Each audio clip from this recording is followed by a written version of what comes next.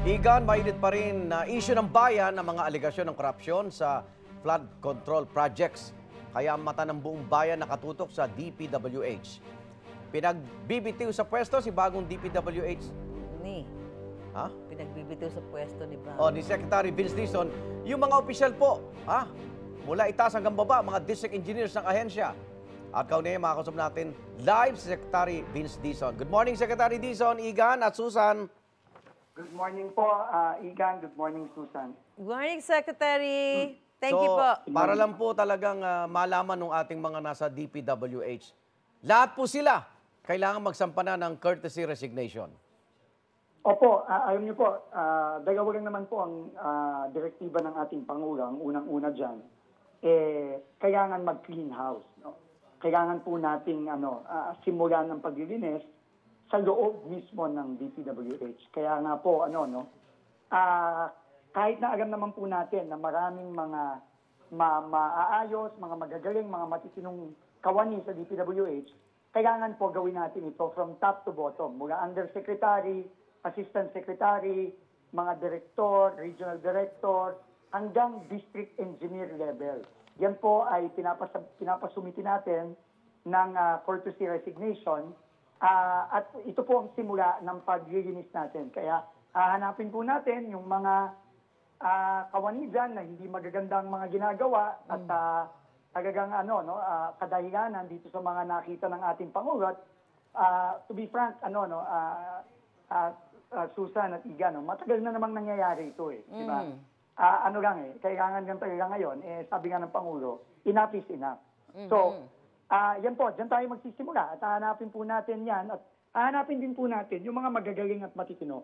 At yun po ang pinapagagay ng ating Pangulo. Secretary Dizon, follow up lang po ako dyan. Hindi kayo magka-problema sa Civil Service Commission dahil yung iba dyan, ika nga matagal na po naglilingkod at meron silang ika nga proteksyon sa kanilang termino. Security of term. Opo. Alam niyo po, and ito po, mensahe ko din po sa mga kawani ng DPWH. Ako po yung unang pupunta doon mamayang hapon. Pero nagpapadala na po ako ng mensahe sa kanila na wag po sila mag-aalala kasi wala po tayong ibabiolate na civil service rules. No? Lahat po ng ating gagawin ay ayon sa batas, ayon sa regulasyon ng Civil Service Commission, at makakaasa po sila na tamang proseso ang dadaanan nito. No? Pero kasama po sa poder ng Pangulo yan, no? Ang continuing reorganization ng ehekutibo, kasama na dyan ng DPWH. At itong courtesy resignation is well within the authority of the President and the Secretary. So, ano lang po, makakaasa sila na wala tayong gagabagin na rules dito. Apo. Secretary, kahapon lang kasi doon sa hearing, di ba? Ang dami binabanggit. Merong yung isang kontratista nakakuha ng 41 projects, di ba? Tapos, hindi parang, naging estado ng mga proyektong yun, di ba? Sinasabi natin mga ghost project. Para lang makita na paano na-release yung pondo dito, pero wala namang plan project. Yung parang lang nakikita ho ng taong bayan. Tama po yan. Tama po yan. I think yun po ang napaka-importante. At ang very important po na tingin kong ginawa ng ating Pangulo itong mga nakaraang araw, pagkatapos niyang mag-inspect, pagkatapos niyang busisiin yung mga project na yon, lalo na yung mga nakuha niyang sumbong sa Pangulo website, nagdesisyon po ang ating Pangulo kahapon na magtayo ng isang independent commission. No? Dahil yun po, tingin ko, that's the only way. Kaya nga po, sasabihin ko na rin po dito ngayon na yung pong itinayo ng DPWH na Internal Investigation Committee o kung ano man yon, bubuwagin ko po yon. Hindi po ako naniniwala na pwedeng imbestigahan ng isang ahensya ang kanyang sarili. So, hindi po pwede yun. So, we will have to, ang gagawin lang po natin, pagpasok natin is, we will gather the information at ipapasa po natin ito sa independent commission. Dahil sila lang po ang tingin ko may karapatang mag-imbestiga. Siyempre, kasama na rin po ng Kongreso natin. No? Kaya inirespeto po natin yan. Pero yung internal po, hindi po pwede yun. Yun ang problema, bagamat hiwalay ang Kongreso, marami din nasasangkot dito at sumasawsaw sa flood control project. So, sana yung independent commissioner, manawagan tayo sa Kongreso na itigil muna yung gagawin nila mga investigasyon. Kasi self-serving din, Secretary Dizon. Well, ako po, hindi ako makakasalita na about that, Igan, Susan. No? Ang Kongreso naman po, inherently may oversight function po yan. No? Okay. So ginagawa po nila yung isa sa mga roles nila sa ating gobyerno, sa ating demokrasya. So Sana. ano po, pero I think po, again, ulitin ko po, no, yung ginawa po ng Pangulong, gagawin ng Pangulong Independent Commission, this is the best way para malaman po talaga natin yung katotohanan, para Opo. para managot, yung mga dapat managot. Sana pareho ng resulta sa investigasyon ng Congress. Anyway, doon tayo sa mga kontraktor. Yung 15 na nakakopo ng malalaking proyekto, Secretary Dizon, meron na bang mga initial investigation na nasangkot sila sa ghost projects o kaya palpak na proyekto? Dahil ito'y mga bilyong-bilyong piso talagang ginugol ng Opo. gobyerno dyan. Mas malalaking budget. Opo, pagpasok po natin, papasok pa lang po tayo ngayon, yan po ang ating priority, Igan, Susan, no?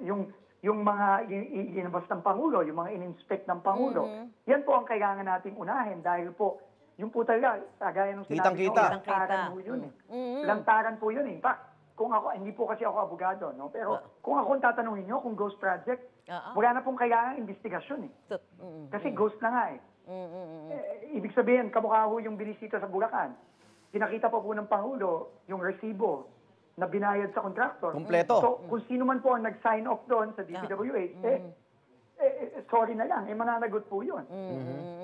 At seryoso kayo sa panawagan sa mga contractors na mga involved dito, yung perpetual revocation ng kanilang license. Ay, Kasi oo. pag blacklisting lang, Secretary, 1 year lang po ang effectivity nun Hindi po pwede yun. Kung ghost project po, wala. Para po sa akin, no? Kung ghost yung ginawa mong proyekto, tabi na muna natin yung substandard, no? Ibang usapan yun. Opo. Pero kung ghost, Opo. ibig sabihin wala. No, ibig sabihin 100% ng budget na yon napunta kung kani-kanino, hindi napunta sa proyekto, sa tao. Oo. Yun po, para sa akin, wala akong karapatan yun na magnegosyo pa sa gobyerno o kahit Okay. saan. Ako nga ho, tama ho yung nasabi ng isang kasama nyo sa media sa hindi lang dapat perpetual disqualification. Dapat lisensya, wala sabi ko nga nasanay na naman po tayo mag-revoke ng lisensya ng driver. Siguro. Lisensya naman ng dito kontratista. mag-revoke ng lisensya ng kontratista Kaya-kaya mo yung Secretary. Naku, maraming salamat, Secretary Vince Dizon, at good luck. Ingat kayo. Good luck po sa napakabigat Salamat na po. responsibilidad Salamat po, nyo ngayon. sir. Salamat po. ma'am. Thank you po. At kaugnay pa rin ng isyong yan, sumalang nakahapon sa Senate Blue Ribbon Committee ang ilan sa kontratista na may kontrata sa flood control projects ng Department of Public Works and Highways o DPWH. Kaya makasama natin ngayon, National College of Public Administration and Governance, Senior Researcher and Lecturer, Joey Loristo. Magandang umaga, Joey. Magandang umaga, morning sir. po, Magandang Prof. umaga, Ms. Susan. Ito na kahapon, humarap na yung ilang sangkot na contractors. Teka muna, parang mali kasi yung... nandun na yung 15 na pinangalanan, no? Yung iba, At pumunta na. iniimbestigahan kung may mga flood control projects sila. May mga sumagot, may mga nag-deny. So, habang inoobserba natin, ano pong general assessment nyo rito? Well, it's a welcome development kasi Okay. nagpakita na yung mga contractors na involved. While some still didn't appear, nangako naman yung Senate na Aresto. sila. So, may mga lumalabas na nanggagaling mismo doon sa kanilang mga statement na ito yung mga projects na binid nila, ito yung nanalo sila, surprisingly. Yung isang contractor doon, 14% ay projects na nakuha niya out of the... Nakukulangan pa nga, di ba? Oo nga. Isa sa mga contractors sa Sara Diskaya, inamin po na parehong family firms nila ang nagbibid Yes. doon sa mga flood control projects at komento ng ilan, nagbibiding-bidingan lang lamang daw yung ganon sistema. Ano po Dapat yun ang suriin din, yung bidding, ano? Oo, wala siyang talo doon, di ba? Oo, kasi 2 or 3 firms pala yung under sa kanila, sa pamilya nila. So, challenge yun sa government agencies natin. How should we strengthen our regulation in such a way na mapanatili natin yung sanctity ng processes natin when it comes to bidding. Pero di ba, Dapat patas, pero mga kumpanya pala yung naglalaban-laban din. pero Prof, Iga, di ba, pinag-usapan nga namin kanina, paano nare-release yung pondo? Di ba parang ano yan pag nagpapagawa ka ng May isang maliit ano na yan. bahay, ang tawag doon, progress billing. Bibigay mo yung pondo, ito na pala ang estado. 20%, Ang daming 30%. ahensya na sinasabing involved bago mo i-release yung billing. Paano na ilalabas yun ng ganyan? Nag-advance. Yeah, well, dun tayo nagkukulang sa side ng ating estado na kulang tayo ng monitoring and evaluation. Anong part na yung natapos, ilang percent na yung na-accomplish, at pag natapos, paano natin i-assess Di pa? ba? Kung Alam mo, kaya. Sir Joey, pag tinignan mo yung proseso, lalo na sa auditing, sabi mo kay Susan, sa dami ng pipirma, bibigyan. pagdadaanan, talagang imposible bang karoon ng korupsyon eh. Totoo. Di ba? Oo. Andyan ang COA, pasok ang COA. May Dapat hindi internal na auditor pa ang makakalusot DPWH. Tapos kailangan pa ng completion ng billing nga bago ma-release ang pondo. Pero hawak nga ni Pangulo, nakalagay, kumpleto. Pag Pero tingin niya, walang proyekto. Yung pa lamang sa ganun di ba? Bago mo i-release teka muna, ilang percent na ba yan? So there are people behind this. Yes. This is a systemic Yes, corruption. Parang mula baba hanggang Totoo, taas no? totoo. Eto, uminit ang ulo ng mga senador sa ilang invited speakers tulad ng contractor mula sa Wawaw Builders. Panoorin po natin kung paano siya sumagot at nakakapag-init ng ulo. Papanoorin Can you natin. answer yes or no? Ghost project? Wow, you're You don't even know? You don't- You're looking for your lawyers? Wow. I invoke my right to incrimination in your honor. Naku, hindi pa. Ano pong tingin niyo dyan, Prof? Alam mo, kulang ka, dapat may against. Kasi pag, di ba? Hindi na. Pag in-invoke mo yung right mo sa dapat magsalita ka. Di ba ninenervyos nga daw siya? Totoo, Oo. totoo. Ba't ka naman ninenervyos kung magsasabi kang totoo? Sir? May nakita sa multo, baka gano'n. Karapatan naman nila yun Opo. to invoke their right against self-incrimination. And expected naman na, syempre, kung meron mang ghost project sila at alam niya yon, hindi niya lantarang Alam niya babangin. sasabihin yon at ide-deny niya yon.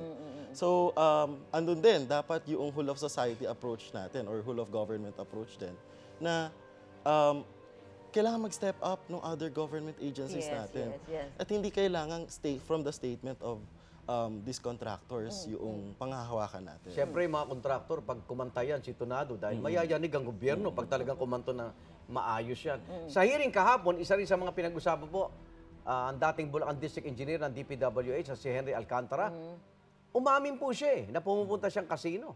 Nagpapatalo ng milyon-milyon. Kasama pa yung district engineer na pumalit sa kanya, si Bryce Hernandez. Bawal po sa gobyerno magsugal. Pumunta ng casino. Lifestyle check po. May mapapalaho ba tayo doon ang publiko? Well, yes. Anong parusa pag nagkasino gobyerno? May alam po kayo? Ang alam ko, possible na makasuhan sila sa civil service, administrative cases, and then kung mapatunayan na itong ginagawa nila ay mas malaki pa yung involved na pera, then probably they will be checked by the ombudsman. Duda kasi ako sa pag-amin niya. Hindi ba mas bababa parusa kung plunder? Yan po yung... Umamin siya eh. Yan Sa po- plunder, hindi siya umaamin. Yes. Nagpabaya siya, sabi niya. Yes. So, doon tayo... Baka pinipili niya yung mas mababa ang parusa. Possible, sir. Di ba? Doon tayo sa administrative case na pwede Yes. niyang kaharapin. Against yun sa Code of Ethics. and- Republic Act 6713. Yes. Okay, marami siyang mga komento. Sir Joey, online nito, sinasabing paano raw kaya magiging fair ang investigasyon kung ang mga nag-iimbestiga may connection din sa contractors. Totoo naman yan. Conflict of interest daw ito. So, may patutunguhan ba yung ating ginagawa investigasyon sa Kongreso? Well, tama naman yun. Tama yung- Tama yun. Sabi nga ng isang kongresista natin dati, they will, dapat ay hindi sila maging involved doon sa investigation. Kung pwede Mag-inhibit, yes. Wala matitirasan. Mauubos sila, Yes, so kailangan ma-protect ng ating mga officials yung sanctity at public trust. Tama. So if they are involved in these projects, in these issues, then they have to inhibit. Ito kasi parang, lantad-lantara na. Pagka walang mapaparusahan dito, talaga ang taong bayan ay manlulumo na naman dito. But welcome development, yung effort na sinasabi ni Sec Dizon, na mag-create sila ng independent Oo, committee. binuwag niya yung Pero, internal. eto, tanong ko sa inyo, yung publiko, minsan nabubunto ng galit sa Nepo babies, no? Yung mga anak, mga kamag-anak na, nauna nang nagyabang sa kanilang mga social media, tama lang ho ba yun? Sila idamay dun sa mga tatay Partidos. nilang mayaman, o involved dito sa questionable na mga projects? Well, hindi maiiwasan. Yes. Because these are the people. And pakiramdam nila Sila nakinabang, no? hindi napupunta sa tama yung taxes nila. At pinakikita kung paano yung luho nila habang lumulubog sa baha. Tama. Ang And then, marami. again, the government has to step up its regulation pagdating dun sa compliance natin sa hindi marangyang pamumuhay ng ating government employees. Na nasa and 67-13 din yan. Yes, yes. Okay. Nako, maraming salamat po. National College of Public Administration and Governance, Senior Researcher Lecturer, Engineer Joey Loristo. Maraming salamat, sir. Maraming salamat. Good morning Magbabalik po ang unang hearing. Wait! Wait, wait, wait! Wait lang! Huwag mo muna i-close. Mag-subscribe ka na muna sa GMA Public Affairs YouTube channel para lagi kang una sa mga latest kwento at balita. I-follow mo na rin ang official social media pages ng Unang Hirit. Thank you. O sige na,